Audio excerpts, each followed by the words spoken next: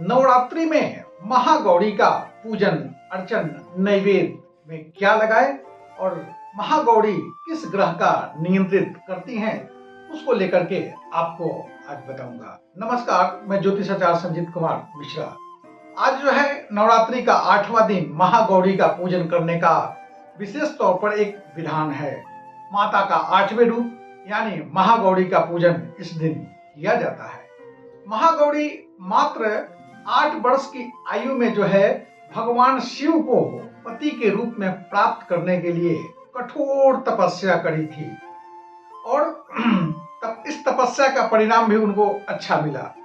मां महागौरी का रंग बहुत ही चमकीला तथा सफेद यानी गौर वर्ण की है, इसलिए इन्हें महागौरी के नाम से जाना जाता है।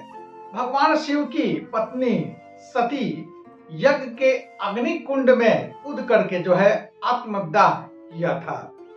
इसके कई वर्षों बाद राजा हिमवान के पुत्री के रूप में जो है इनका जन्म हुआ था हिमवान के घर में, इसलिए इन्हें पार्वती का नाम रखा गया है महागौरी को।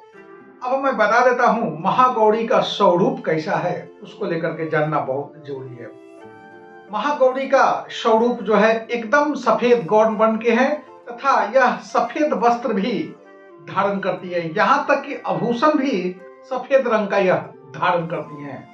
माँ की जो है 4 भुजा है, सभी भुजा में अस्त्र शस्त्र जो है ये लिए रहती है। इनका वाहन जो है बैल है, महागौरी जो है बैल पर सवार रहती है, क्योंकि बैल जो है भी सफेद रंग का रहता है। महागौरी की कृपा से जो है विवाहित स्त्रियां को हमेशा सुहाग बनी रहती है और इनका आशीर्वाद भी इसी तरह इनको मिलता है। विवाहित महिलाएं महागौरी की प्रतिमा पर चुनरी तथा श्रृंगार का सामान जरूर चढ़ाना चाहिए पूजा के समय, इससे उनकी सौभाग्य की वृद्धि होती है। अब हम बता देते हैं महागौरी के किस मंत्र का जाप करें जो महागौरी यानी 8वां रूप माँ का वो प्रसन्न हो जाए।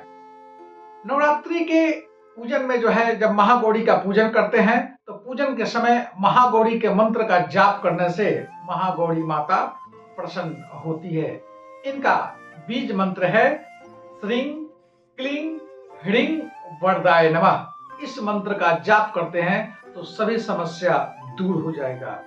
इनका ध्यान का मंत्र है सर्व मंगल मांगले शिवे सर्वार्थ साधिके शरण्ये त्र्यंबके गौरी नारायणी नमस्तुते। ये जो है इस मंत्र का जाप करने से मां प्रसन्न होती है और सभी बाधा दूर होता है।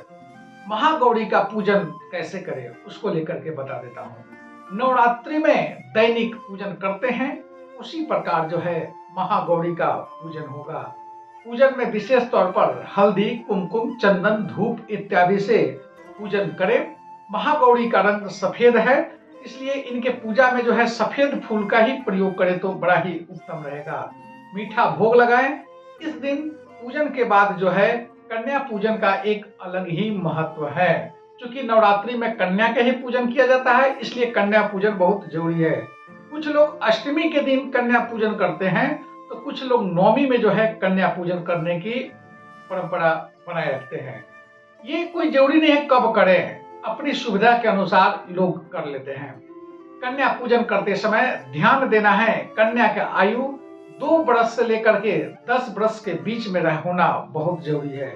10 वर्ष के ऊपर वाले लड़की को कन्या भोजन में नहीं बुलाना चाहिए, उनको बाहर बैठा करके खाना खिला सकते हैं। महागौरी को प्रसाद में भोग क्या लगाए। महागौरी को पूजन करते समय सफेद रंग का वस्त्र पहने, भोग में भी सफेद रंग की वस्तु का उपयोग करें तो बड़ा ही अनुकूल रहेगा।